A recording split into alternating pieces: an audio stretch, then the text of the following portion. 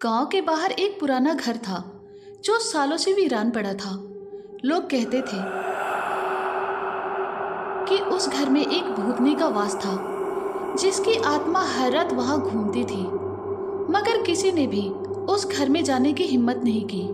एक दिन गांव में एक युवा लड़का राहुल आया। वो साहसी था और हमेशा ऐसी कहानियों का मजाक उड़ाता था। एक रात उसने तय किया कि वो उस पुराने घर में जाएगा और भूतनी का सामना करेगा। वो ये साबित करना चाहता था कि ये सारी बातें बस एक अफवाह है। राहुल जैसे ही उस खंडरनुमा घर में घुसा, उसके कदमों के नीचे की जमीन पर अचानक चीखने की आवाजें गूंजने लगी।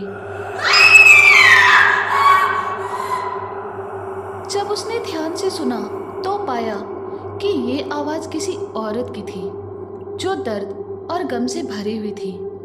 राहुल को थोड़ा डर तो लगा, लेकिन उसने अपने डर को छिपाया और घर के अंदर बढ़ता गया। जैसे ही वो घर के अंदर पहुंचा, अंधेरे में उसे किसी के हल्के हल्के पैरों के निशान दिखाई दिए। राहुल ने अपने फोन की फ्लैशलाइट ऑन की और एक कमरे के अंदर देखा। कमरे में किसी औरत की पड़ी हुई हड्डियां थी और एक पुराना कंबल भी पड़ा हुआ था। राहुल को ये दृश्य डरावना तो लगा, लेकिन उसने सोचा कि ये सब बस पुरानी घटनाएं होंगी। तभी अचानक एक महिला की भयानक हंसी सुनाई दी।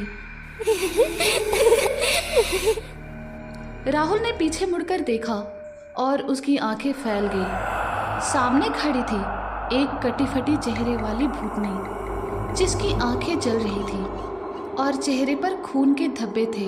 उस भूतनी ने कहा, तुम मेरी मदद नहीं कर सके, अब तुम मेरे साथ रहोगे। राहुल के मुंह से आवाज नहीं निकल पा रही थी। वो जैसे ही भागने की कोशिश करता, भूतनी के हाथ उसे पकड़ लेते। वो डर से कांप रहा था, लेकिन भूतनी की पकड़ इतनी जोरदार थी कि वो भाग नहीं सका। भूतनी ने धीरे धीरे उसे अपने पास खींचते हुए कहा, तुमने मेरे साथ जो किया, मैं उसका बदला लूंगी।